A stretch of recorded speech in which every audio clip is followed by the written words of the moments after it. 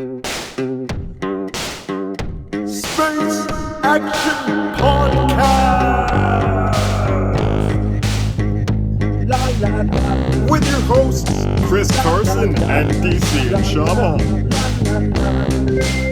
Welcome to Space Action Podcast, a division of Space Action Heroes, a webcomic you fuckers can find at spaceactionheroes.com. I'm Deniso fucking Nchama. I am Christopher Fudging Carson. Ooh, fudging. I believe a foul mouth is a sign of a bad person. You're not wrong. Go fuck yourself. Wait, no, you said I'm not wrong. Shit. Sorry. Fuck. And on the note of what makes a good or a bad person, this week we take a hot look at the new Jon Favreau Disney Plus Star Wars series. That's a mouthful. I know, right? Fucking ain't right. The Mandalorian. Mandalorian. Or at least the first 3 episodes of The Mandalorian. In the background, because I was doing something the other day, and I threw on it was like a 30 fucking minute video of the history of the Mandalorian. Ooh. And I retained maybe 30 seconds of knowledge because I was in and out of the room, and the guy was just droning on. I know for a chunk of it. You know way more. Yeah. But I mean, if you're gonna rock a Bantha skull tattoo, you kind of have to walk the walk. Speaking of which, we were just talking about that it's a crate dragon or something now, officially. Some sort of fucking dragon. Says the guy who just fucking waved his goddamn Mando dick. I know everything! It's some sort of dragon. Or something. I don't fucking know. But I didn't know that it was originally, they're not a race. Nope. They're a tribe. They're like a religion, yeah. Yep. Yeah. And it was Mandalore was the guy, and then they call, Mandalorian translates to like Sons of the Mandalore or something. From Concord Dawn, if I'm not mistaken. Is that what it is? I believe so. And then they found a homeworld eventually. Or maybe Concord Dawn is the homeworld. Shit, maybe I should have done some maybe. homework here. I don't like the thing. Just jumping right into the Mandalorian, there, like it's clearly. If you watched all of Star Wars Rebels and all the supplemental material, I think because you'd understand it more, because at one point he's offered this medal.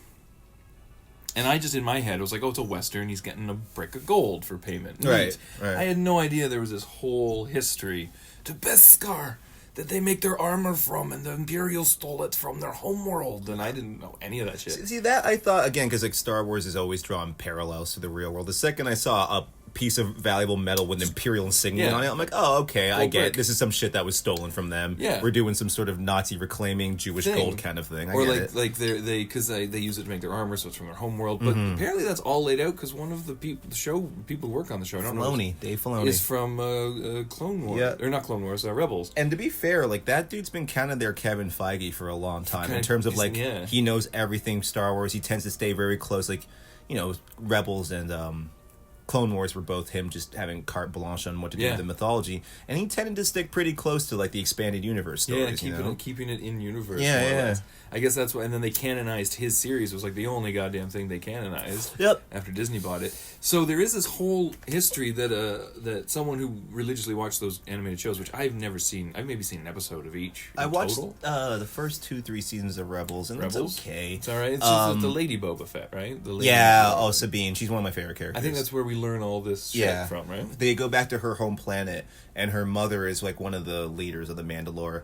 It's pretty cool, I gotta admit. There's some cool shit in there with the Mandalorians in Clone Wars, of which this show is very much heavily relying on. Yeah, and so I get a little confused. Yeah. So I have to just draw the simplest parallels, like, oh, it's a brick of gold for Clint Eastwood. Right. Don't know anything beyond that. Which, again, I think that works for this show, like in a lot of ways, where it's just like basic rundown for anyone who has no idea what we're talking about. First of all, how big is the fucking rock you've been living under? Secondly, Star Wars is back, baby. Secondly, why'd you click on the podcast? Thank you, though. Thank you. Thank you. Oh my god. Yeah. Let's me fucking like yell at the listeners. Hey, all 12 of you, dumb shits. You all fucking suck. I love you all so much. Having said that, for anyone coming to the series without any fucking wherewithal of what a Mandalorian is, we only got one back in the day. Let's go back to a time. May I interject momentarily? Yes. I hear he wasn't even a Mandalorian. Django. According to that video, when I tuned in for a minute, he was just wearing the armor, but he wasn't in fact a Mandalorian. I don't know if that's like fan shit or there's conflicting information. I don't know. Well, okay, I'll start from the basic beginning of what we know about the Mandalorians. Back before there was even a fucking sequel trilogy, a prequel trilogy. Do we have a BBY date? No, it's not in universe. I'm talking about like our universe. Oh, okay. We knew that quote unquote knew that the Mandalorians were warriors that had fought the Jedi in the Clone Wars. Is it ever said in the original trilogy? No, but all the reference material about Boba Fett when Empire Strikes Back came out said that what's that he wears? It's Mandalorian armor. Who the Mandalorians? They fought during the Clone Wars. Right. So we all pictured in our heads armor like a bunch of Boba Fett's fucking fighting Jedi. We thought that's what the Clone Wars were all about. No robots and clones. No, apparently it's a bunch of stupid CGI robots and clones who kind of look like Boba Fett. Anyways, that aside. As you wish. As you wish. God.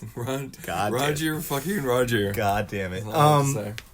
It went on that they were retconned. Now, this was back when, a little after Attack of the Clones came out, Dark Horse did a series about Jango Fett and how he got recruited by Darth Tyrannus to become the prototype for the clone army. I don't think it's canon anymore because this was in Dark Horse prior to the Disney purchase. But in that storyline, you find out that... Oh, I missed a very crucial part. Oh. That Boba Fett was presumably a bounty hunter who had killed his superior officer and became an outcast named Jaster Muriel. Okay. And that he was from Concord Dawn and all this shit. So that was pre-episode 2. Pre-episode 2. So they retconned it all together. It was kind of interesting. Now he's a little boy clone. His origins... Get him, Dad! Get him! There he is! For ya! No offense to Daniel Logan, I get it, bud. You were fucking 10, and they gave you lines. You didn't Jake Lloyd it up, and quite frankly, you're endearing as fuck. But objectively, as an adult, I hope you realize that George Lucas fucked it up. Yeah. And apologies that you had to be part of it. If you're listening, thanks for listening. God bless you, Daniel Logan. You and Jeremy Bullock are the Fets for life, in my fucking opinion. Yeah.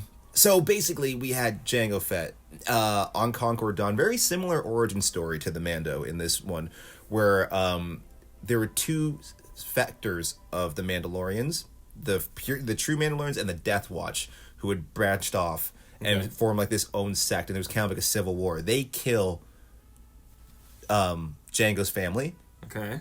And he's taken under the wing of Jaster Muriel, whose armor is a spitting image of Boba Fett's. Gotcha. So that's how they kind of retconned it all together. That's why people confuse the two of them.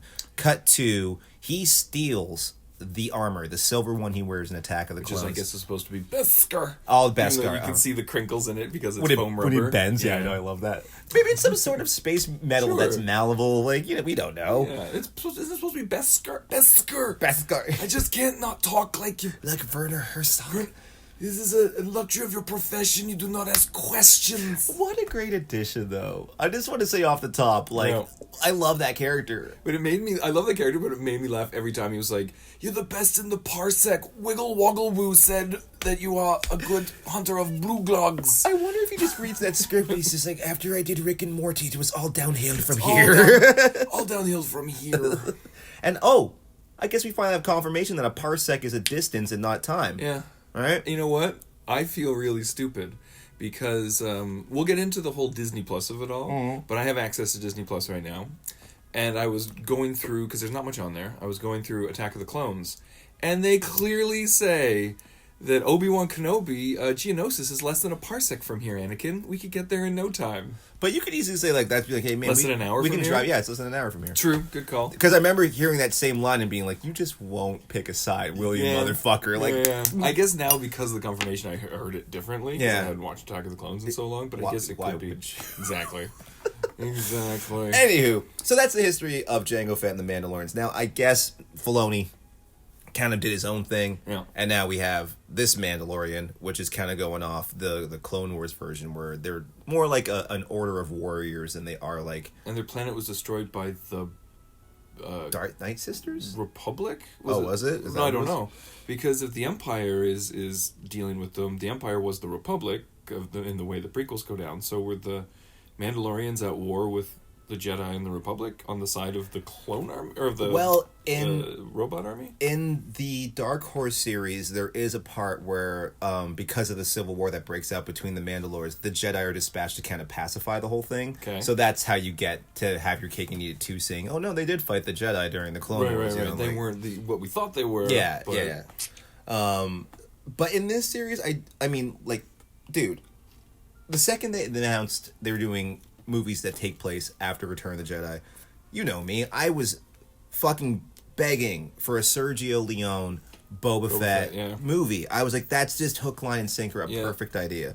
And seeing it now, like the closest form we're gonna get to it, I'm like, fuck you, Favreau. Like, is there anything you don't know is gonna work? Well, you know, like, according to the internet, we're really sexist, though. Why's that? Because it's a male-centric show, and we like it, and we don't like the other offerings, so we're sexist. Okay, well, fuck that. Because that's fucking stupid. The world's so stupid. I mean, good lord. What, like, really? So you think that if we shoehorn in a lady character, like really force one in, that's equality? And wasn't the head of the tribe a lady? The one who makes all their armor, who's easily like the smartest one of them, is clearly a woman. Like, I don't know. I'm sick of that. I'm just done with this PC culture bullshit. I'm a like my fucking swinging dick space gun show. Fuck you, all right? I will also like swinging flap space gun show. It's done fucking well. What's her name's about to show up? I forget. The one from Deadpool. Zazzy Beats? No, oh god, I wish they put Zazzy Beats in this. That'd be fucking fantastic. Oh, is it the little short-haired lady? Gina Carano. She was she was not Windex. Angry Oprah Winfrey or whatever the fuck the joke was that he made. Yes. No, Angry Rosie O'Donnell. Rosie O'Donnell. Less angry Rosie O'Donnell. That's a good line. That's a good line. So she's coming up, and she looks like she's Bill Burr. Oh, sorry. And Billy Burr. I cannot wait for Bill Burr. Yeah. And I figure she's going to have a large role in it. So, like, I don't know. It's once again one of those things, like, people judging the Joker before it comes out. I'm like, y'all need to shut the fuck up. I saw a random tweet, and it was just like, the guy was like, interesting how the only female character in Mandalorian so far was murdered and had her egg taken and given to Jawas. And it was like 2 likes and no comments, and I was so wanted to be like, swing and a miss.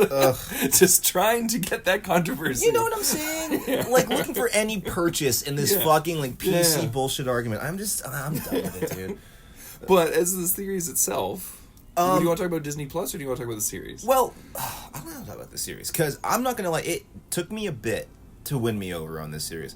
The first episode, I was all in. Mm-hmm. I liked the small beginning. The beginning's very good, the bad, and the ugly, where fucking Lee Van Cleef rides into town to collect that one bounty, and you're slowly putting together what's going on. I don't like that he froze them in carbonite.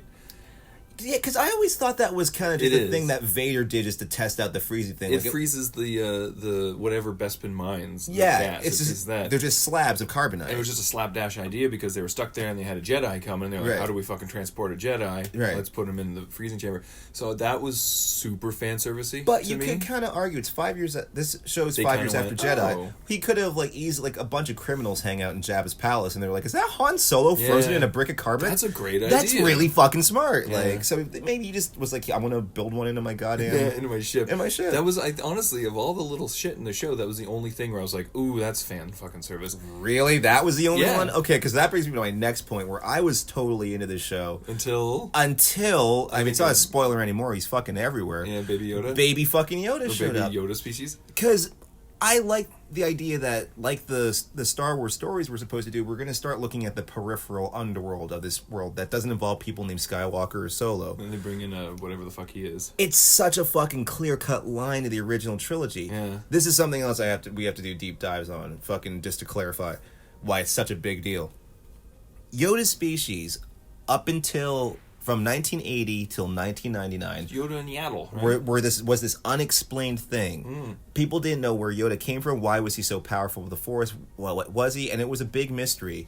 There was some rumors that he was a will, which goes back to George Lucas's original screenplay for Star Wars, and his sequel trilogy concept too. Which was called, what was it? The Star Wars, the story of Luke's Starkiller, and the Star Wars, the Journal of the Wills. One. Yeah. And then his episode 7, 8, 9 was going to deal with the wills. The wills. So people were assuming, Yoda's got to be a will. They're like the not the peacekeepers, but the keepers of the Force or what have you. Then all of a sudden it's all demystified in 1999 when Yaddle showed up. Hey, maybe she's another will hanging out. But that's just it. It's like, okay, but with Yoda it kind of made sense. He's 900. Maybe he's just forgotten the origins of his species. Maybe he wasn't even born on his planet. But now there's 2 of you. Y'all should be able to reverse engineer some history. How do you not know anything about them? Is it going to be their little baby? I'm worried it is. 50 years ago? I'm worried it is. See, that would be great if they hadn't... Because I hate the idea that Jedi are sexless, weird monks. Yeah. That's stupid. It's so fucking stupid. Yeah. So I'd be fine with her little baby. But it is kind of interesting because I'm watching that series. I'm like, a no-stake Star Wars story that's just exactly as advertised. Yeah. Thank you. And all of a sudden, they throw in Baby Yoda, and I'm like, okay, that's a huge puzzle box. That's like a fucking... That's J.J. Abrams' puzzle box. Well, that's a 19-year-old fucking mystery that's been sitting on the Star Wars shelf for a long time. Really? You want to take that one down off the shelf? Like, I was fine with the Space Cowboys, dude. But again, I trust in Favreau. We're 2 episodes in, and it's still three. There's 3. Yeah, there's 3 in. Did you see 3? Yeah. Okay. Yeah, and I like the way he's handling it. I'm surprisingly shocked he's doing like this lone wolf and cub kind of thing. Well, that was what I was going to say. Is that like a lot of people are comparing Little Yoda to the Porgs, in a negative way, and I have to disagree with that because like they were like, we're doing the lone wolf and the cub. And then they obviously were like, what do we want the cub to be? And then they landed on this little baby Yoda. And Yoda himself's already cute as an old man, so it's going to be cute as a baby. It didn't feel as fucking BB-8 sold well, we need something new for the new movie, as the Porgs did. Yep, totally. Because the Porgs are awful. And they serve no purpose. Did you see their back? Really? The German poster for episode 9 has a little pork in the corner. Maybe it's just one living on the Falcon. I'm guessing it's Chewie's pet that she just keeps on the Falcon or something. Oh, I hope he eats it. That'd be fantastic! Ultimately, as shitty as Last Jedi was, the lamest part was when Chewbacca was guilted into not eating the fucking pork. Yeah. Chewbacca would have been like, fuck you! Yeah, and Chewie... just eating the pork. Dude rips arms out of sockets. Right. Like, for God's sakes. And what, he's vegetarian now? Fuck yourself. Guilted by sad porgs. But I think that where were we? Oh no. We're just talking about Baby Yoda and then the fan jerking of. It is interesting that they want to go down that road. I trust them. Yeah. But a couple of things have started to pop up that fans are noticing because Star Wars, Marvel movies, anything in this Disney sci-fi adventure universe, they love peppering in Easter eggs and references. The Doctor character, who I think, if I'm not mistaken, is the first canon Star Wars character to wear prescription glasses. Which was weird to see. I was like, why would you just have ocular implants in this world of technological shit? Okay, right? Whatever. What do I know? Maybe he's allergic, like Kirk's allergic to Retinox 5, so he has to wear glasses. Is that what it's Star Trek 2? Okay. Apparently his pauldron features a symbol that it was last seen on the pauldrons of the clones in the Camino facility. So you think it's a Yoda clone? A Yoda clone. Now, why would they be trying to clone Yoda? Because he lives really long and he's force sensitive, just like a guy who might be coming back in 4 weeks in episode 9, who's been constantly looking for immortality. You think the Emperor's going to show up with his little dark Yoda pet? Maybe, or just like in the newest trailer, we see a hooded black figure hooked up to this weird fucking machine. I think Palpatine's thing since day one has been immortality. Yeah. Oh yeah. So definitely. It's kind of interesting. All of a sudden, we have this new fucking ace in the hole of a young immortal possible. I mean, all the Disney Marvel series are setting up the movies, so why wouldn't they be thinking that? They did the same thing in Agents of S.H.I.E.L.D., where one season ended with them being like, we found the scepter, call in the Avengers, and then Ultron dropped the next day. Yeah. So I could see them doing a similar thing. I'm like, that's going to be lame. I'm wondering if that's what it is. That's going to be super And that's, lame. again, why I'm so apprehensive, because as much as I love this show, I'm like, that's a big fucking thing to tackle, is the Baby Yoda. Yeah. Like, I trust Favreau, but that's a big one, dude. And also, I mean, it gets super nitpicky at this point, but I thought they weren't supposed to exhibit force sensitivity until puberty. So again, that would kind of go back to the Wills. I'm just going to call them Wills. Yoda's species just being force sensitive. Maybe that's why they're the guardians of the Force, is just because they're right there with it. They're 50 so years old. Yeah. So. Also, is my math wrong? Does that make him a 5-year-old? If he's 50, he should be. And Yoda's 900. Divide 900 by 50. Yoda's 18. Well, no, I would assume every decade or every 100 years is 10 years. So every 100 is 10. He's 90. So he's 5. He's 90. Yeah. So I would assume Yoda would be 90 at 900, and so right now he's 5. So he's a little too little for 5. Yeah. He looks like a 1 year or 2 year old. He looks like a toddler. Yeah. Because I don't know, that I'm like, no one in the writer's room was like, he straight up says 900 years you reached in Jedi.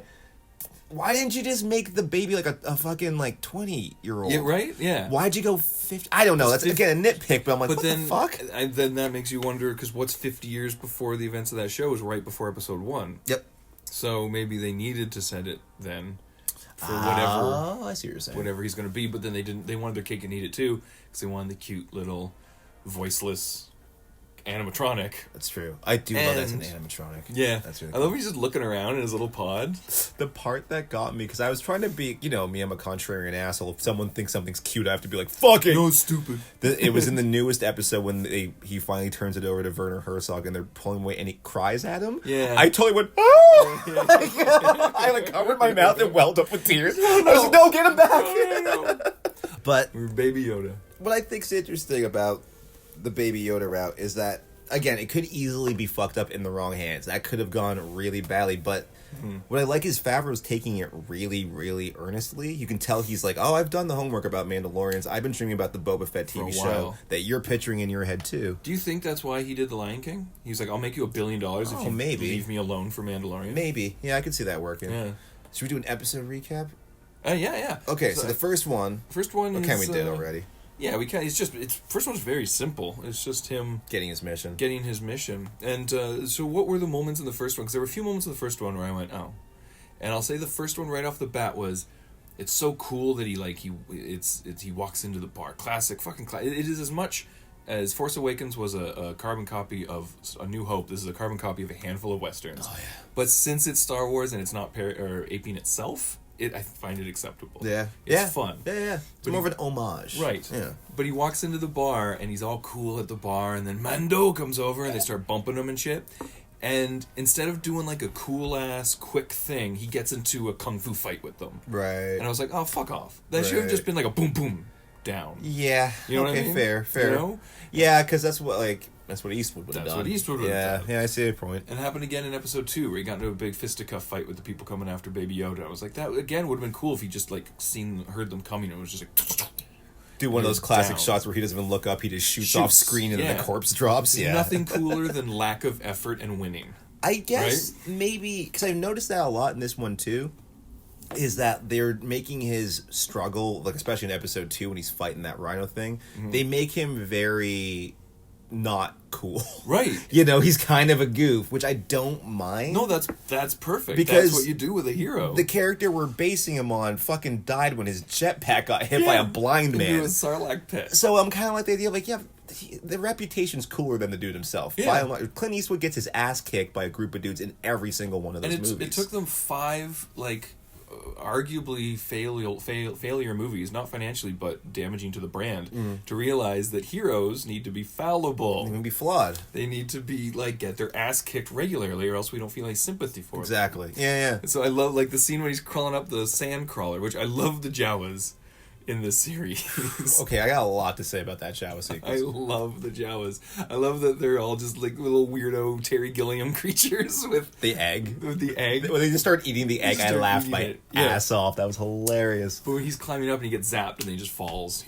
Also loser. Favreau, he gets shot. Yeah. And they even do the little I loved that. I was like, that was awesome.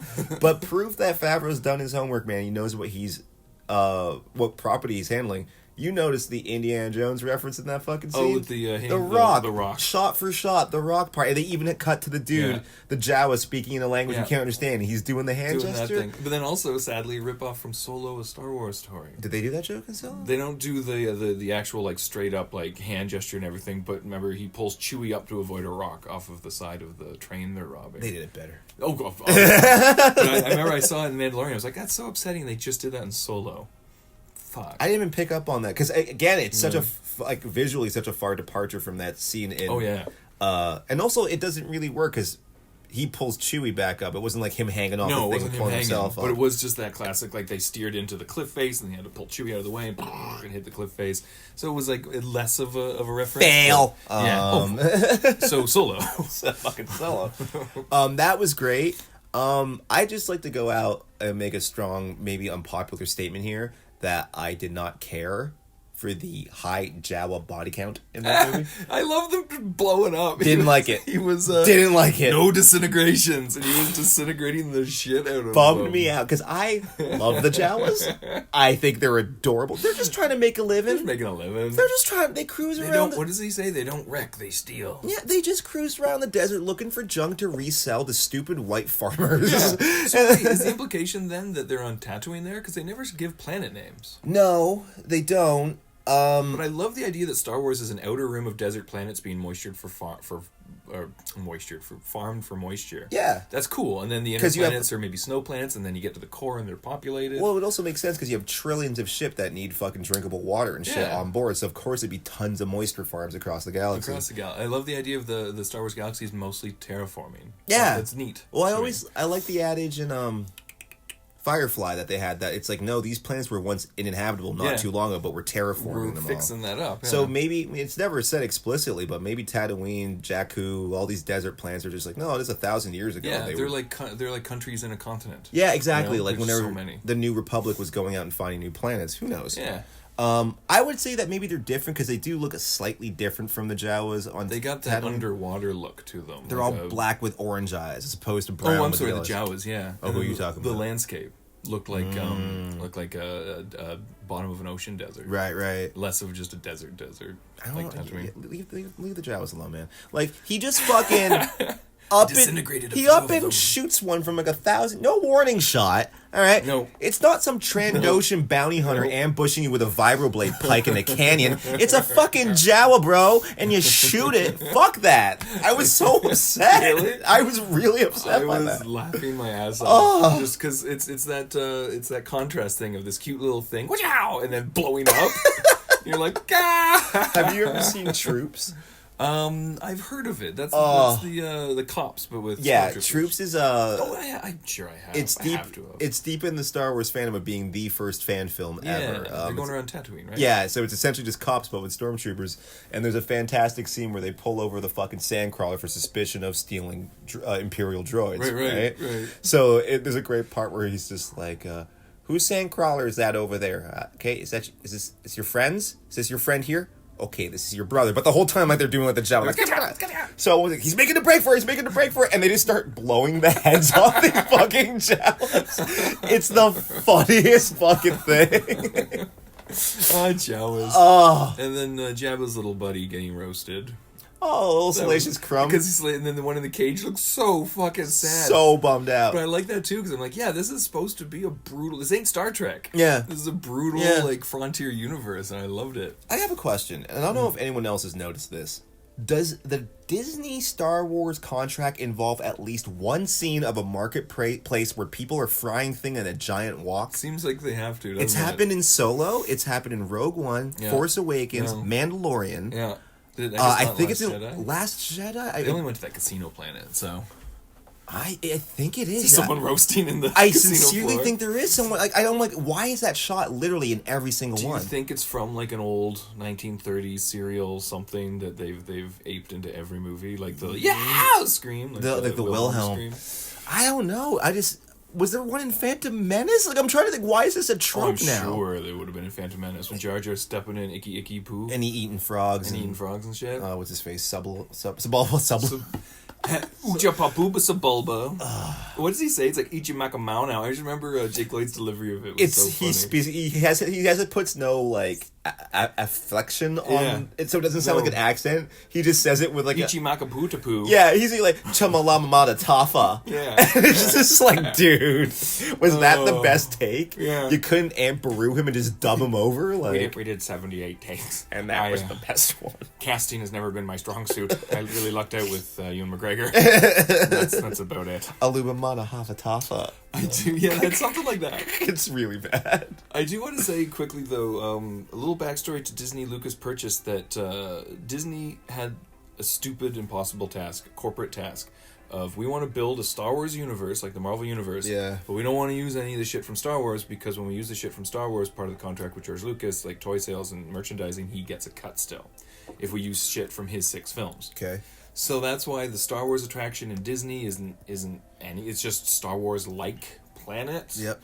It's why the new trilogy, the sequel trilogy, doesn't have stormtroopers, even though they're supposed to be remnants of the Empire. They're all new stormtroopers with the new design and everything. The ridiculous new faction names that don't make First any Order, sense. and they're all puffy instead of scrawny. It's all to avoid giving George Lucas money from toy sales. Gotcha. So they clashed of, we need to build a Star Wars universe, but we're not going to use anything from Star Wars. And so everyone went, well, what the fuck do we care? So one props I do want to give Mandalorian is that's universe building that I like, where it's it's not throwing like the pig-faced dude from Star Wars into Rogue One, going like, "Hey, I'm a kill people. I'm wanted on systems," and walking away, like forced kind of cameos. Yeah. It's just painting the world with shit that would be in Star Wars. Yeah. So George Lucas is going to get a little more cash from that, but as a fan of Star Wars, you're like, oh, I feel like I'm watching a Star Wars property. I agree with that. Yeah, no, and I mean, it is kind of like flashbacks to the prequels when you watch some of those new sequel movies where I'm like, they're saying the right words and the music's playing, but it doesn't feel like Star Wars. Especially the prequels, he wanted all new toys. Yeah. Like the aesthetic is completely different. Mm-hmm. I love the design of that ship too. His ship? It's like a little bit prequel-y. Yeah, it's a little Clone Wars-y, but it looks modern enough to be a fucking Star Wars. Because it does say pre-Empire. Yeah. Oh, you asked me what parts were I kind of meh about. Didn't like the blue guy. That went on too long. It was Horatio Sands. Oh, that's probably why. It went on too long. It did. I was like, either shoot this guy or have him betray. Whatever you're gonna do to him, have it happen sooner. Because it would have been cool if he just. I guess they had to introduce the carbon freezing. Maybe that's going to come back later in the show. Maybe, but it kind of came back in episode 3. Oh, he pushes him. He diverts him or whatever. He distracts Carl Weathers with the machine. Oh, that was the fucking worst too. Carl Weathers. I get it. We've seen it in a million other westerns. You get shot in a brick of gold or something, or you're bad. But just Carl Weathers. I love him conceptually. And I get it. It's like fan service to get the dude from fucking Predator in there and shit, and like his other sci-fi property. Right. But he's not a good actor, so it's so awkward. He's like Mendo. Yeah, that was rough. You're like, oh, I keep thinking everyone's calling him Lando too, because they all call him Mando. Maybe I was really hoping for an Arrested Development moment where like fucking Mandalorian is about to throw out his own arm and be like, "What are you doing? You got some armor there, baby. Still some meat on that bone. Throw that armor. Get some carrots in there and make a stew." Yeah, that's the thing. Carl Weathers is great in Arrested Development because he's a parody of himself. Right. Oh, he's so funny. But seeing him act is especially like I can't get out of my head how silly it was the hologram at the beginning of episode 3 where he's actually has his hands on his hips. And he does the superhero. Mando, you've got to pack the puck or whatever. Yeah, it's so silly. Yeah, there's that.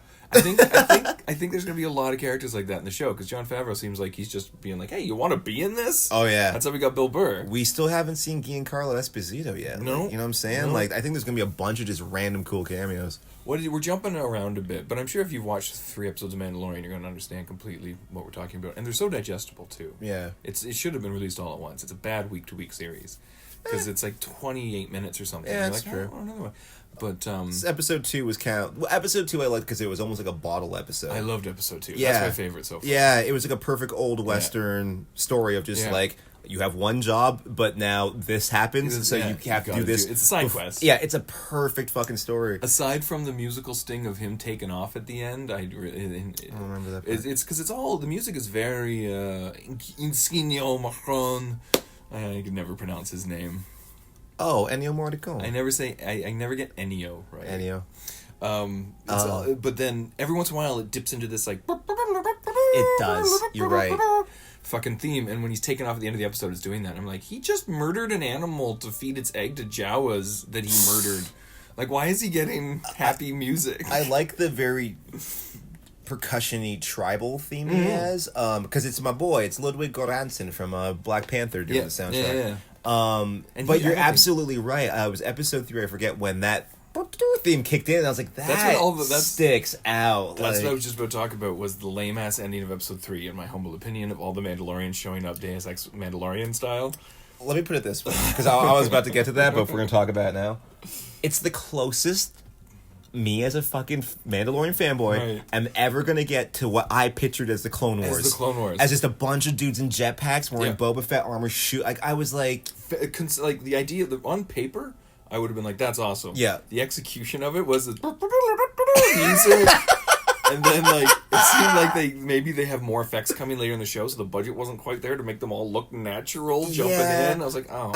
I'm going to chalk that up to them trying to marry together. If you look at the way Boba Fett flies in Return of the Jedi versus Jango Fett in Attack of the Clones, it's two, like, one's clearly a CGI puppet, and one's clearly a dude hanging from wires. They were kind of a mashup of both. And why do they salute? That bugged the fuck out of me. When he was... Because I thought the jetpack was supposed to be for quick jumps. Yeah. I didn't know you could fly like the fucking Rocketeer in them. And at the end, he's like flying next to Mando's ship. And he's like, America salutes him. Like Team America. Yeah, I gotta get that. me one of those. Like, fuck you. That episode bugged me. I think he did, like, he was trying to... Yeah. Yeah. No, I remember that ending really bugged me. Because, as cool... Again, I'm on your side. As cool as seeing the Mandalorians charging the battle was... Plot-wise, I'm like, who told them? Right. Like, didn't this guy try to kill him at the start of the episode? And now he's like, oh, we got to get his back. Why? Because a Mandalorian can't... No one can kill a Mandalorian but another Mandalorian or some shit? I don't know. And then Carl Weathers getting shot. Essentially, it should have ended with him being like, Mando! And they pull back as he's on his knees. Yeah. Shaking his fist. I was so disappointed that he was still alive when he pulled out the Beskar. Because that would have been a cool death. Yeah. That would have been a fantastic death. It means he's going to be fucking back. He's going to be back, and I'm guessing he's going to team up with... Werner Herzog's going to sweat him into fucking ratting him out or some shit. And they killed all the other bounty hunters. So, like, that was almost a whole guild there, because they were all after little Yoda. You know what was cool? As a little side note, I liked seeing I forget Darth Maul's species name. The little Darth Maul bounty hunter. Yeah. That was kind of cool. Oh, I didn't even notice him. Yeah. With his crown of thorns? He had a crown of thorns, but he was still red. He didn't have the black tattoos yet. It always confuses me that he had tattoos. Yeah. Because I'm always like, wait, that's his species, but he doesn't have the... Yeah. Oh, they don't naturally have that. I think there's one in the prequel somewhere. Another Darth Maul. It's like green or something. I think they go to their planet at some point. In the prequels? Oh, I'm sorry, I'm thinking of the fucking Clone Wars. Clone Wars, they do. He has a brother that shows up in everything. Yeah. But I know, I think in the actual movies, there's a Jedi Council member, if I remember with the horns. He has the horns, but he's just brown with like thin lines tattooed on his face. He doesn't have like big blackout patterns. Did he have hair too? He had hair. Yeah. So I'm guessing that's gonna be awkward to shave around those horns. Yeah, pain in the ass. I wonder if you have to buy special whatever a species is called, like razor tops. Oh, that fucking like shears around. Yeah. I guess you'd have to use because Darth Maul. If you ever look at the horns, they have those. I guess for makeup they had to anchor it. Oh god, but there's these gnarly little bumps that are around each one. It looks gross. It's putty. It's so embarrassing because I remember I was starting to get into movies and shit when that movie came out. Obviously, I mean, 2 years later, I went to film school, and I remember seeing a high resolution like in magazine picture of Darth Maul. I was like, that's just makeup putty. You could see the red circle they drew around the horn. Remember that? Yeah. And then just because the black on the putty was a different shade of black than the paint on his skin. And it's called... What's it called? I can't believe I'm getting so old I'm forgetting what it's called. It's what Sherlock Holmes uses all the time. What's it called? Something putty. Not the liquid latex, the face putty shit. Yeah, okay. It's just costume putty or whatever it's called. Right. If anyone knows, please put it in the comments. But I remember that really, like, the first time I saw a high-res picture of him, I was like, oh, no. No, I guess in the movie itself, he's never lit where you can really notice. He's either got the hood on, or in the last battle, he's flipping all over the place. So you don't see shit. But yeah. But maybe that's why he wears the hood for like 2/3 of the movie. They were like, we can't figure this out. This looks dog shit awful until he's twirling around. Keep that fucking thing on your head. Well, you know the prequel trilogy slashed the budget to all the practical effects. That's why the Wookiees and Yoda looks terrible in episode 1, and the Wookiees look like garbage in episode 3 because all the money went to CGI. Really? Mm-hmm. That's why most of the sets are green screen. Yeah. Well, no, that's most of the sets are green screen is why they slashed the budget to the practical shit. Because they knew they were going to be like, this is all animated, so it's going to cost a ton of money. Aesthetically always bugged the shit out of me was the design of the Imperial Senate. Yeah, the pods, the pod, especially pods. Palpatine's little pod. Like that's what the Chancellor of the Galaxy sits in is a half egg. Yeah. That looks terrible. The little sigil on the front looked like it was made out of cardboard. And then from the outside, it looked like a Mario egg. Like a mushroom or something. I'm sorry, mushroom. That's ironic because you have infinite potential with CGI. I get you couldn't build a practically cool set, especially if you didn't have the money for it. Right. But I always hated the design of like those little pods. I'm like, this looks like you had no money to build a proper cool pod. And I always feel like anytime the background of a CGI set goes into infinity is lazy. Because it's all the pods and then it's just black infinity behind them. Or like even at the final scene of Phantom Menace when they're fighting in that power room. It just stretches into infinity and nothingness. It always bugs me. But anyways, Mandalorian don't pull that fucking bullshit. I don't know. Nah. Episode 3 anyways. Episode 3 episodes anyways. We still have 7 more to go. Yeah. No, I'm sorry. 5 more to go. Yeah. 5 more. I did also love the idea of like, because you never really see it. They're starting to do it more so in these new movies maybe because it was a pain in the ass to keep the costumes, like the Stormtrooper and Boba Fett and Vader costumes, clean. You never saw them got dirty. There's something so satisfying about seeing a Mandalorian just covered in or Mando, Mando covered in mud, Stormtroopers just covered in dirt and shit. Like, I like Stormtroopers obviously because they're like symbolic of the fall of the Empire. It was cool seeing them all fucked up. Yes, really. That really reminded me of is it Dark Empire? I think. Remember they clone Luke? Yes. Okay. No. The clone the Emperor. The Emperor comes back. Because the Empire at that point, it's very 4 years after the destruction of the second Death Star, the Imperials have been coming out of the woodwork. They've been out in the Outer Rim, and there's all these dark acolytes that are just kind of seizing power. Are they hiding Star Destroyers under the water? They're hiding giant Star Destroyers under the water, and it's thoroughly unsatisfying. No, actually, they have World Destroyers. Maybe we should do a Dark. I'll lend you Dark Empire. Is it a comic series or a novel? It's 2 parts. I think there's a third part called Empire's End that I still haven't read, but it's so fun. We should just do the voices and make some guy did it. Fuck. Yeah, I was watching it this week. Some guy did essentially in almost the animation style from the holiday special. Okay. Which I thought was an odd choice because Dark Empire is bleak. Yeah. Like, it's super dark. That's very like 70s acid trip. Yeah. Animation style. It was a weird mashup, but I applaud Felix the cat or something. I applaud the effort because I was reading along with the comic as it went, and he nailed every panel and dialogue. He nailed it. Is it the guy who did Watchmen? Because someone did Watchmen and it was really good. Oh no, I don't think so. But anyways, in Dark Empire they have these massive, boxy, huge ships with like suction cup feet called World Destroyers. Okay. World Devastators. World Devastators. You fight them in Rogue Squadron, the 64 video game. Yeah? The last level you fight is Wedge Antilles, and you fight the World Devastators. And they're kind of cool because what they do is they just go on the planet and go across the oceans and just suck up the natural earth of all the ore and all that shit. Fucking Empire, man. You just dispatch like 12 of them onto a planet. They just suck it up until it can no longer sustain itself and just collapses. Okay. Isn't that the plot line of Edge of Tomorrow? Or no, sorry, Edge of Tomorrow. The other Tom Cruise sci-fi that came out within a year of that Die, Rinse, Repeat movie, but where he's where him and it's someone like another Emily Blunt clone, and they're clones, and they're Tom Cruise and him is a clone, and but they think that they're protecting the Earth from aliens, but the aliens are and there's a spaceship. It was essentially the oceans. It was essentially like WALL-E. Morgan Freeman was in it. Yeah. Yes. What the fuck was that movie called? I don't remember. I didn't mind it. That was one of those movies I actually liked the sci-fi design in that movie a lot. It's a real problem how much I dislike Tom Cruise because like. Every decision he makes for his movies, other than Mission Impossibles, which I'm not a fan of, I'm like, that's an awesome story. I wish I didn't have to watch Tom Cruise lead it. I hear you 100%. Yeah, no, I agree. Oblivion. It was Oblivion. The Elder Scrolls 4 Oblivion. Oh, quickly off topic here for a moment. How far into you in? Oh my god, my fucking god! How far in to Star Wars Jedi Fallen Order are you?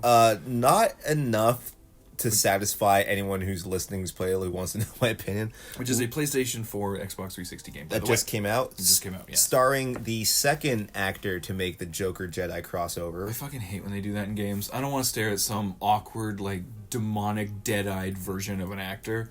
Just design him from the ground up, you lazy fuckers. Anyway. I don't know. Maybe you think maybe it's a motion capture thing that, like, if we just scan... I think it's a celebrity. I think Hollywood is desperate. If you're going to go for a celebrity, would you go for a bigger one? But I think they're so desperate to go back to the era where celebrities sold tickets because that era is so dead. And I think they're always pushing to have faces to get famous to sell that face in another property to ensure financial backing and profitability.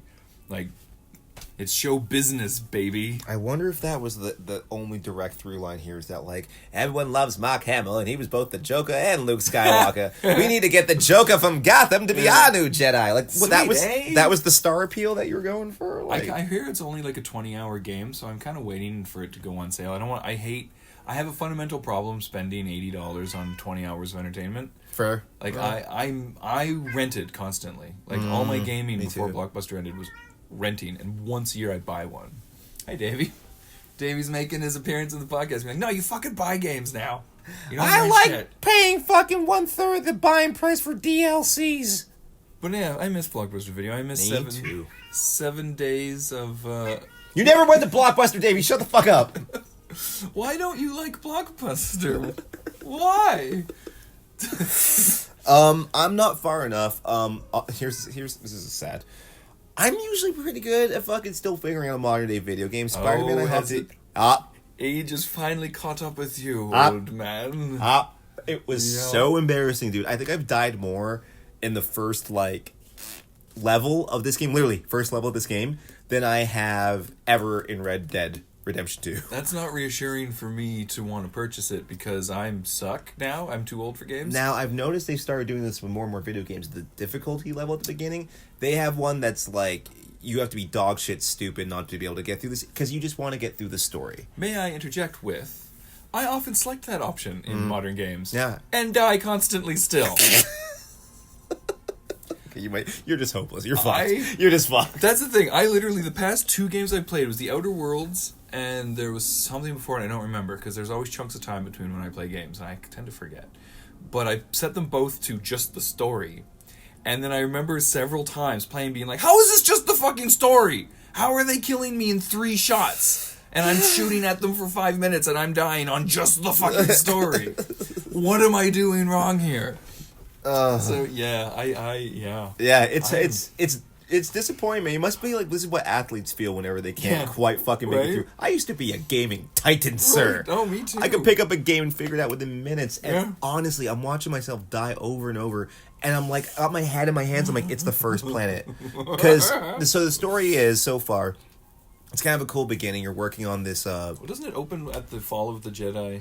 It's 5 years. 66? It's 5 years after Order 66. Well, because I saw video footage of a little Padawan playing as a Padawan. There's flashbacks. As a flashback. Okay. Yeah. So basically, like, because the flashbacks are because this kid's been hanging out on this massive Imperial scrapyard because it's essentially like PTSD. Okay. He's traumatized by fucking Order 66, so he can't connect to the Force really anymore. Okay. So you have to it's kind of a cool way of, like, in terms of game mechanics, having you do a tutorial, right, while still not interfering with the story. Like, hey, now press up on the controller to do this. Like, but objectively, can I say the tutorial level of this game is how to beat PTSD in 3 easy steps?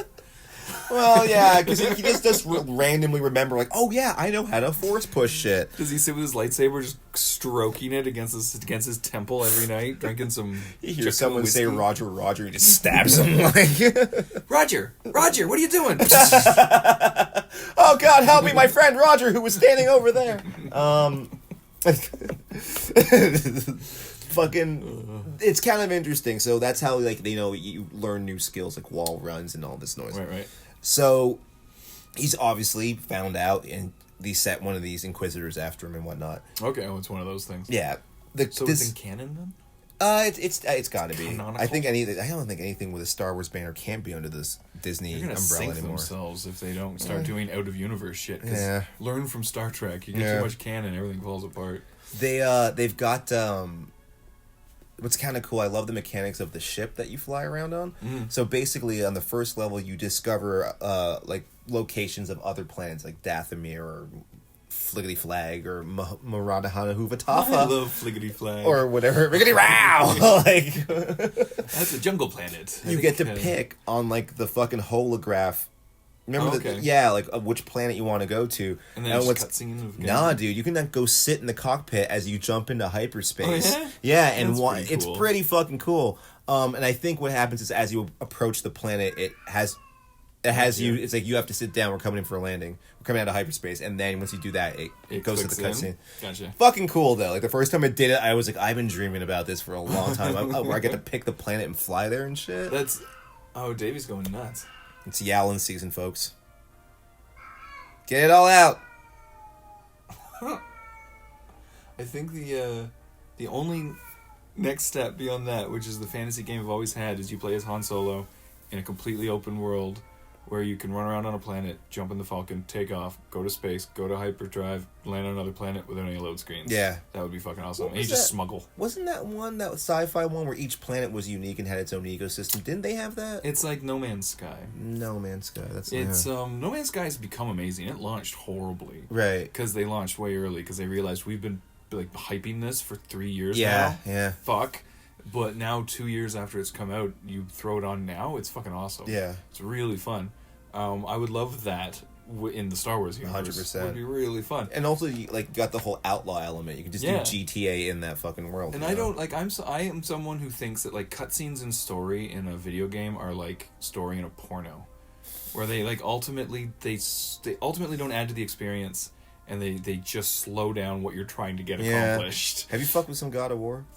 No, I never really did the God of War. No, me neither. I've just jumped in on this, the newest one, with the Sun, and it's kind of cool. The whole story is kind of just one long take. Okay. It never really breaks away. Cuts away. Yeah, I can't stand cutscenes. It's really cool. Like, the way they handle it is quite brilliant. Yeah. Because like even Red Dead, which I love that game, when they start in their fucking 8-minute long cutscenes, my eyes start to glaze over. I'm like, I don't care if Dutch has a plan.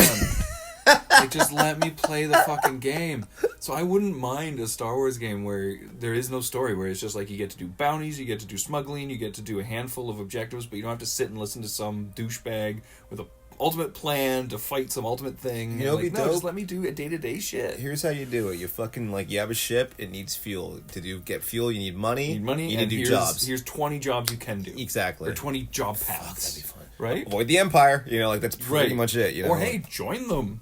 Maybe sign up for a stormtrooper for a while. You remember right before LucasArts went belly up? Multiplayer online game. What was it, 1313 it was called? Oh, I was talking about something else, but yeah, there was 1313, which was going to be a Halo-style first-person shooter taking place in the lower depths of Coruscant. Oh, okay. No, the one I'm thinking of was Star Wars Galaxies. And you could be like a rebel or Imperial or smuggler. You could be a dancer. You could be a shopkeep. Oh, that one! Now I remember that. It was like almost like you had an avatar, and it was almost like it was The Sims kind of. No, it was World of Warcraft.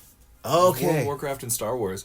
I would fucking kill for them to do an enhanced modern version of the game, because literally I hear that like by the end of its life cycle they'd fucked with it too much and they'd reduced the amount of things you could do in order to appease a bigger audience, instead of just the hardcore people, and then no one new wanted to play it. Hardcore people said go fuck yourself. That's kind of what killed it.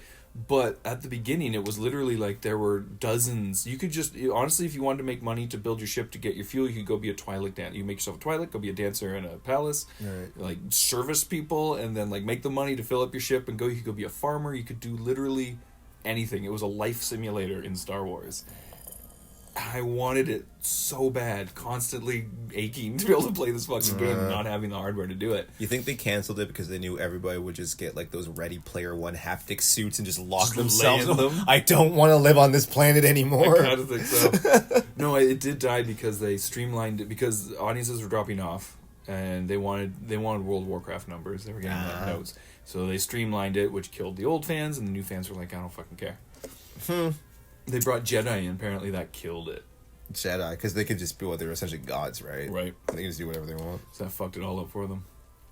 That's kind of disappointing to know that, like, in the movie, there's supposed to be this pious example of, like, the good and righteousness in the galaxy, but given to us Earthlings, we're just like, I'm gonna fuck with everything. And just be a bunch of assholes.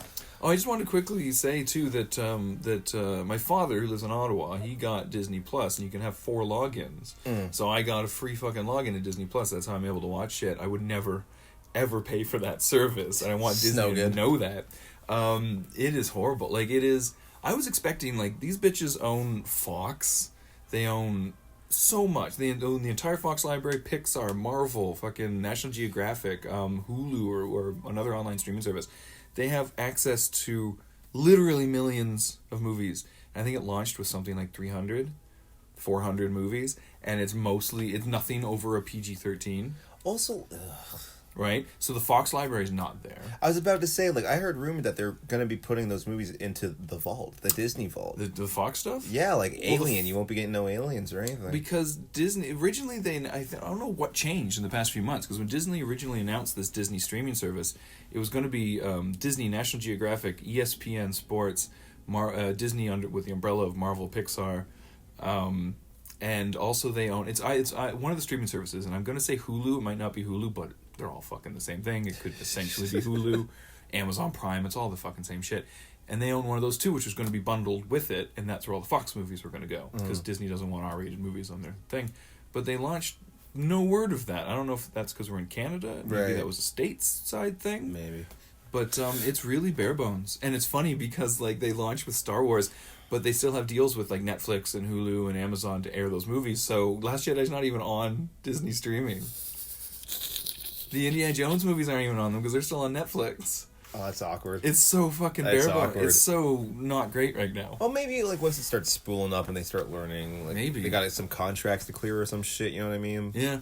It was a year-long subscription bought, and my father did not sound too pleased with it, so he's like, I'll get it for a year, but I doubt I'll renew it.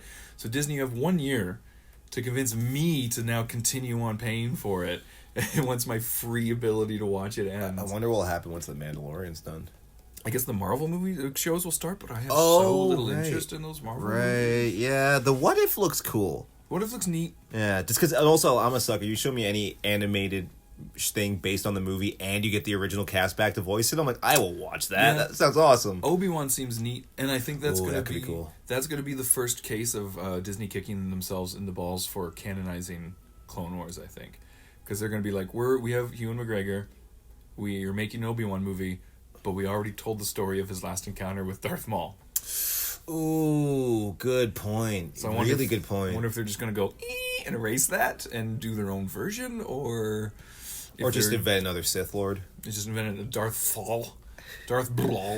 Darth. I always loved Darth. I'm like, Vader, all right. Sidious, okay. Insidious Invader in Maul.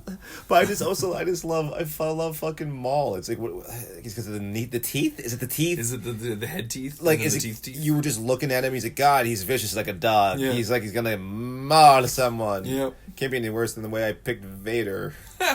I liked when Darth was his first name. Yeah. I really don't like this whole Darth as a title thing. I think it's stupid. It also kind of fucks with me because Obi-Wan calls him Darth several times when they fight. You're Master of Evil now, Darth. So is that him just being like... You're Master of Evil now, Frodine? Like he's addressing him by like his title, you know? I guess? No, because I'm pretty sure it was just his name in Back Star then, Wars. yes, 100%. Like, Alec Guinness read it as his first name. Yeah. But I guess now we're to believe that that's Obi-Wan taunting him, being like, that's your name, Sith Lord, you know, like, is that it? I don't think it was until the prequels that Darth was applied to anyone but him. So. Yeah, I distinctly remember reading an Episode 1 magazine when it came out, and it was like, Darth Sidious, Darth Maul. Wait, that was, what? Yeah. What? Like, I remember that vividly. And also, it conflicts with Lucas's own concept, because Darth Vader wasn't a Sith, he was a Dark Jedi manipulated by a Sith. Dark Lord. The official title is Dark Lord of the Sith, all the way back to the Star Wars.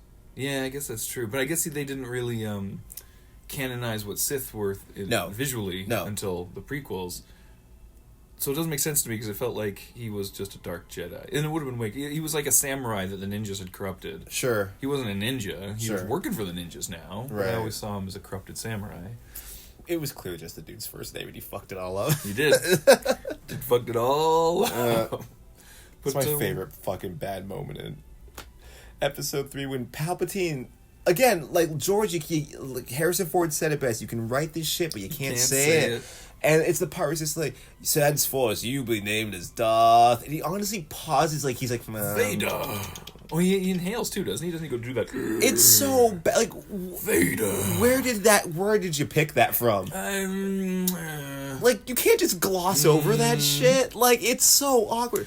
We should do a prequel trilogy podcast at some point, because we've talked about this so many times before, how stupid it is that Darth, like, that helmet didn't mean anything. That every burn victim in the Star Wars universe has that helmet. Why does he have breathing problems? Right? I don't understand. Because he was screaming when he burned to death, so his lungs weren't burnt out. Yeah!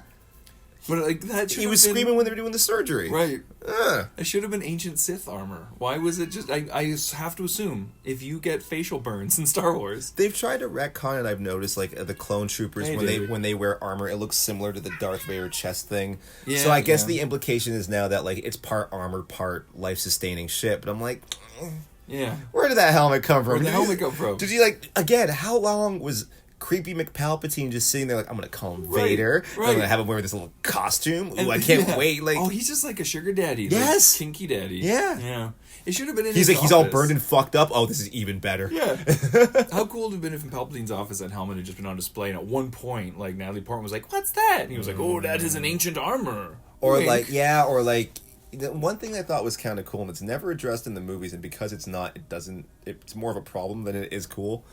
There's a mural behind So I think in Attack of the Clones, it's just the round office that Palpatine has. Yeah. Then in Revenge of the Sith, they introduce this office that's further down where he fights. So he can get blow Mace out the window. Yeah. So no. It's where they confront you. You're under arrest, Chancellor. That room. Right. And there's a corridor with this cool relief. Wait, that's where he gets blown out the window. Isn't it? No. It's in the main office. Oh, okay. Sorry. Yeah, because remember he gives him the scene. He sits down at the throne chair. Right. So that little fucking corridor has this cool relief of this crazy battle that's going on, and in the source material, it's all about how it's this ancient war between the Jedi and the Sith. Kind of weird because he's a politician. Why would he have that there all the time? It's kind of weird. Oh no, I'm sorry. There's one throwaway line in episode 2. Remember where he's like, "Our ability to interfere with or interface with the Force is lessened. Do we tell the Council?" Yeah. Like, nope. Tell them not. Are we gonna fucking go any further with this? Not really. No. We're just gonna have it be implicated. We shall put it in novels set between movies. Exactly. Sifo Dyas, fuck you. If in that relief, you just had a Vader looking like thing, and they're like, "What's that?" It's like, "Oh, that's an ancient Sith Lord who's pursuing like a prophecy that Sith Lord. Yeah, fog mine." But nope. Nothing that deep. Nothing close to that deep in that.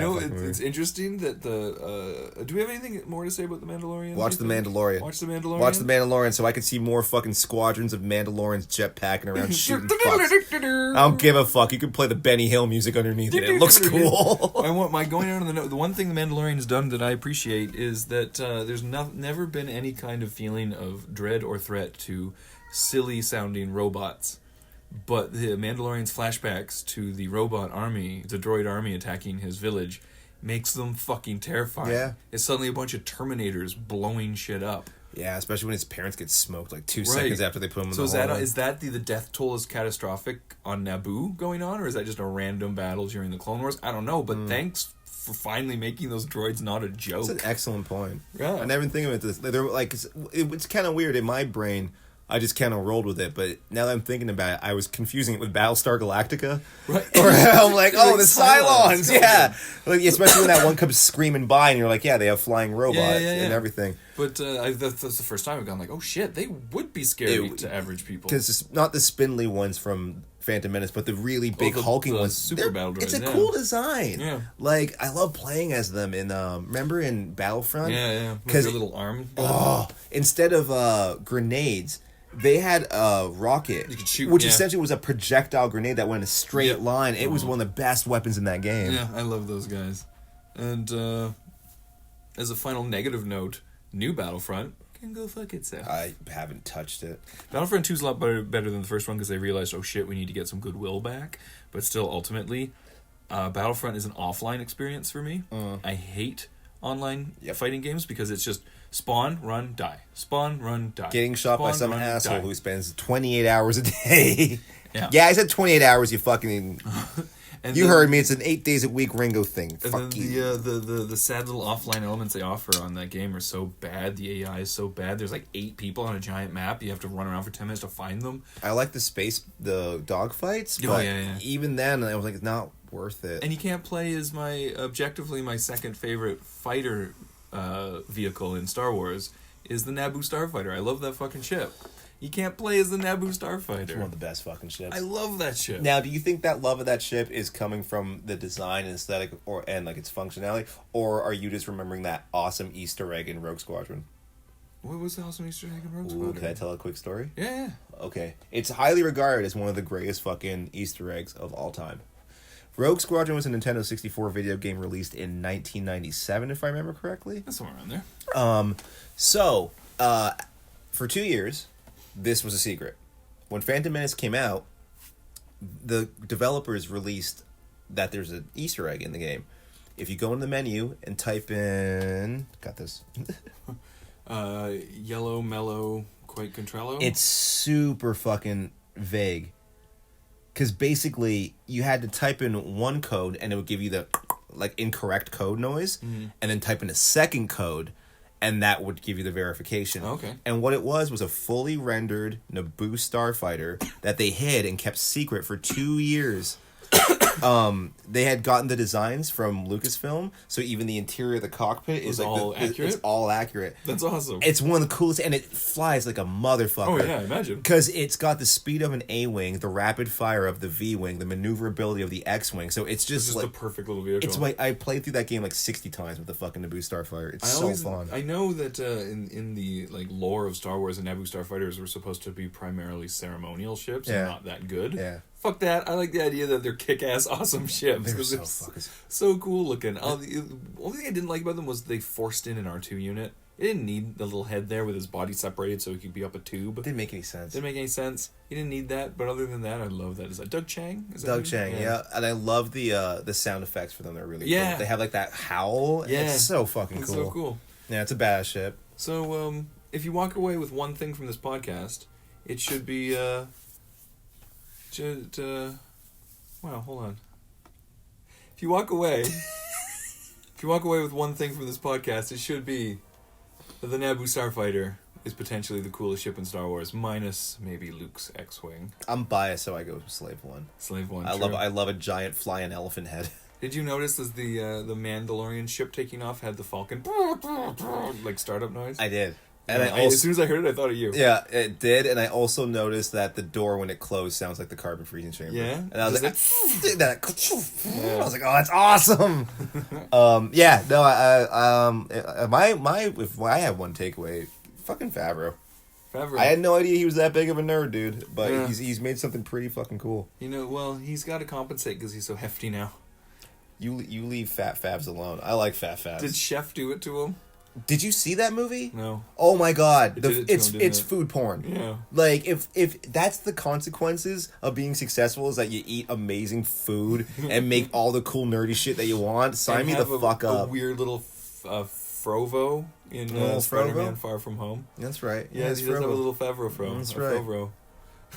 He's so money. So money, baby. You don't even know it. It's so weird to see him in that movie now because he is rake thin. Yeah, he's so weird. He's like him and Vince Vaughn are just like tiny. Yeah. They both got pretty bloated. Yeah. I wonder if Vince Vaughn just looks at like his name unlights everywhere and is just like, oh, what the fuck? How come I'm not in the Mandalorian? Yeah, like, seriously. God right? damn it. Yeah. All right, guys. Thanks for listening. Yeah. I don't know if we're gonna be back next week. We might be, but what I'm gonna do is we have.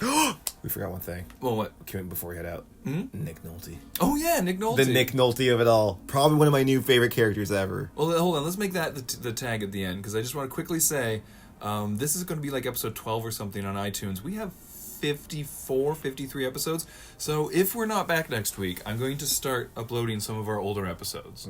So they won't be as topical, but for those of you who are just listening to us now on Podbean and iTunes, you get to hear some of our original old shit. And the Last Jedi one's pretty timely because we got episode 9 around the corner. Coming around the corner. Yeah. So that being said, thanks for listening, and Nick Nolte. I have spoken. I have spoken. I really was hoping it was him in the suit. I just wanted to be able to picture Nick Nolte in a little pigman suit, just out in the desert, like, so angry. And... The second you said that, I just pictured them showing. All right, Nick, here's the makeup for what we're. I'm not gonna wear that shit. And they was like, all right, well, biting power cables. We have a contingency plan. The puppet's right over here, John. It's okay. Yeah. It's okay. Was he the same species as the? Is he an Ugnaught? I think he's an Ugnaught. He's an Ugnaught. Yeah, which is why he's so good at fixing shit. And all yeah. Those, yeah. And he has the best line I think in the show so far, which is like, "I worked my whole life to never have to follow anyone else." Or I don't remember exactly how it went. I don't remember. But it's basically, I worked my whole life to never have to take another order. And then Mandalorian's like, I understand. And that was a really good line. And just a call back to all those cool characters from, like, you know, the spaghetti westerns where, like, he's the one dude, the old man who's just seen all the shit, who leads Clint Eastwood to the fucking bad guy's hideout, who cleans his gun and says all the cool sage advice. Such a perfect trope. He just wanted peace in his valley. Yeah, that's like, I love that character. And we didn't talk about the IG-88 unit or IG-11 or whatever. Taika. He was great. I love the moment. He just wants to die. He just keeps trying to kill himself because that's his programming. So good. But I love the moment too where he's like, we will split the reward, but I get the like the fame packet or whatever for it. And he's like, can we talk about this later? And it's just that pause. And he goes, I need to talk about this now. And then he starts getting shot. He's like, gets distracted again. There's a couple moments like that, because when he's driving with the Jawas, whatever the name of the egg was, what would they keep chanting? Keep forget. It's like bling blom or whatever. Yeah. But when he's sitting, he's all upset. The Mandalorian's sitting in the cockpit of the Jawa crawler, and then the Jawa just goes, bling blom. That was just such a funny little moment. Yeah, the humor in this show is fucking great. It's good. Yeah, it's really good. It's organic. It's not just slapdashed on. All right, guys. Yeah. There it is. Guys and gals, guys and dolls. Check out The Mandalorian. And, yeah, we might be back next week, because we got to talk about, if we have time, we got to talk about the damned Irishman. If someone could tell me when that's coming out, because apparently I have no idea what. Because I have Netflix, and Netflix said coming this week at the beginning of last week. So I was like, well, unless I'm completely ridiculously stupid, I would imagine that coming this week means before next week. Right. It's now Sunday, and next week is tomorrow, and it's not out yet. So I don't know what the fuck your problem is, Netflix. But get your shit together. It should have been under the coming next week category. But we got to do that. So if we can find time next week, we got to do it. Cool. If not, you'll be getting some old episodes. Some old throwbacks. Some old throwbacks. Peppered in there. What are you gonna say? This is the way. And I have spoken.